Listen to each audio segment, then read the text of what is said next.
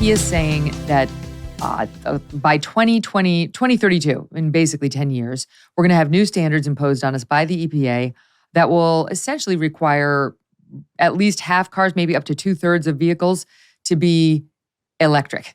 And we're going to have to get rid of our gas-powered cars because of the emission standards that they're going to hand down on these makers. The White House defensive plan saying it will save Americans over the life of the ownership of their new electric vehicles over $12,000. So you're welcome. What do you make of it? All lies. Hey, great to be back with you, Megyn. All lies. I mean, let's start with how much it's going to save. First of all, an electric vehicle costs a lot more than a comparable gas combustion vehicle. Second of all, these batteries in these cars, they're not perfect. They don't last the life of the car the way a combustion engine will last the life of the car. You're likely to have the seats fall apart before the engine falls apart. Sure, there's repairs that need to be made, but when a battery life, hits somewhere 50,000, 60,000 miles, you have to replace those batteries. That can cost $20,000, $30,000. They don't factor that in, I'm sure, in their equation. It's insane how, and let's be very clear about something. If they were to achieve all those goals, remember Barack Obama had his goals by whatever it was, 2020, 2025, we're going to have a fully electrified fleet of American vehicles. That never happened, didn't come close. It'll get there, but if you were to electrify 50, 60, 70% of the U.S. auto fleet, the electrical grid would not be existent. We would never be able to do that. We could never fuel up or power up that many vehicles. We're just not ready for it. We can barely keep the lights on in the summer when it's hot in our major cities. Now add 300 million vehicles, 350 million vehicles. They're out of their mind. Let it happen. Let it progress. Let Buc-ee's down here in Florida put electric chargers and substantial electric chargers as they build, but don't mandate them to have 80% of their fueling positions to be electric instead of gas. And one more, the fuel industry, the energy industry, the hydrocarbon industry provides 9 million very high-paying jobs to the American economy.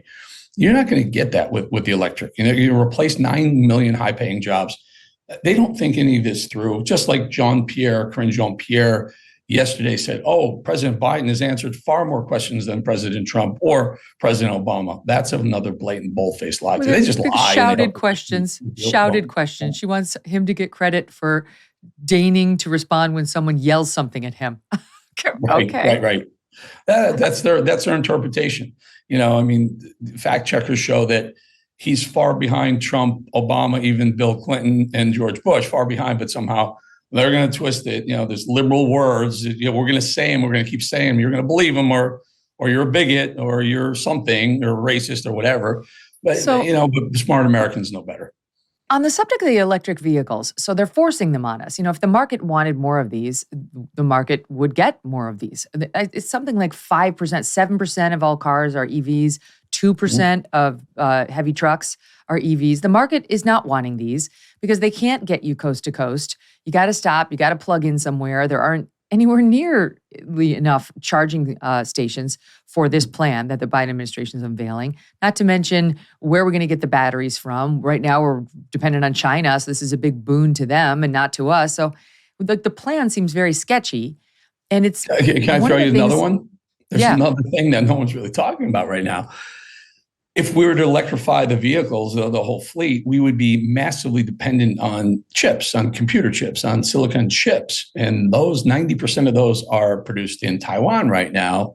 We don't have, there's almost a shortage of them right now. If you're going to switch over the whole fleet into a vehicle that requires far more chips than the gas engine, we're going to be more dependent on Taiwan. If China takes Taiwan, let me tell you something. China is playing the long game. They're playing 4D chess, and we're barely getting their checkers on the board.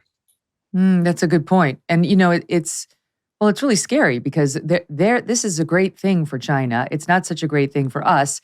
And while we're working so very hard to lower our emissions, what is China doing? Speaking of China, we're number 2 in the world when it comes to emissions. Guess who's number 1?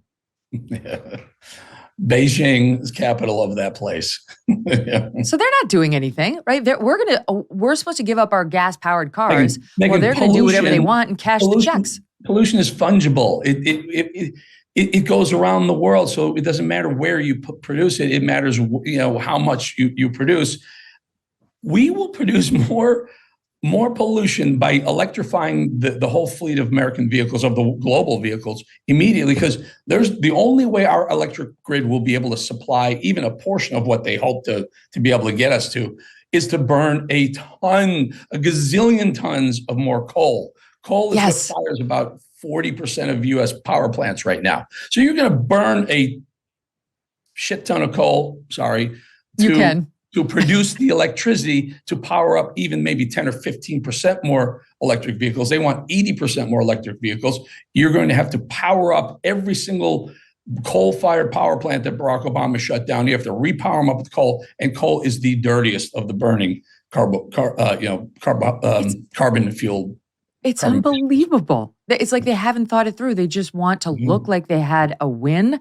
They're going to deprive the American consumer of what they want. They're going to help China, and they're going to produce more fossil fuel burning, but thanks to the coal. So this is really just some sort of weird head fake where they just want to make themselves look good while they ride on their private jets. You're going to lose your gas-powered car, and I'm going to lose mine. But John Kerry's still going to be jetting from place to place on his private jet, and so is Bill Gates and all the others meeting in Davos without one word of apology. Then they want to tell us, somehow I managed to make it even, these sort of credits.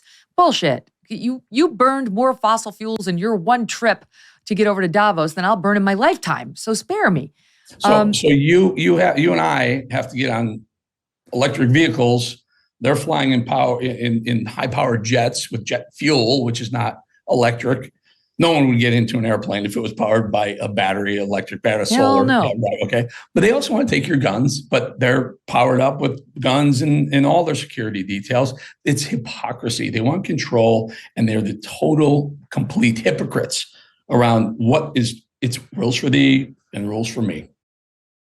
Experts say that China is hoarding a massive amount of food, that they will soon have over 2/3 of the globe's corn reserves, over half of its rice, and half of its wheat. But when asked about it, China misleads. One China expert says they, of course, would never admit to something like that. Well, what does China know that we do not? Why are they doing this? When it comes to global food shortages, China is, they say, the canary in the coal mine. You see, China is the world's #1 food importer. They rely on the rest of the world to keep their people fed, so they can't afford to mess this up, or there will be riots, civil panic, or worse. That's why it's a smart idea to stock up on a kit of the best-selling 4 Patriots survival food. Create your own stockpile of the best-selling 4 Patriots survival food kits. Hand-packed in the USA, the kits are compact and stack easily. They have different delicious breakfasts, lunches, and dinners, and their 5-star reviews on the website rave about the flavor and the taste. Right now, you can get 10% off your first purchase of 4 Patriots survival food by typing in the code MK at checkout. Just go to the 4 Patriots.com, 4patriots.com, and use code MK to get 10% off your first purchase of 4 Patriots survival food. 4patriots.com. Use that code MK. Hey, thanks so much for watching. If you like what you just saw, hit the subscribe button for more clips and full episodes.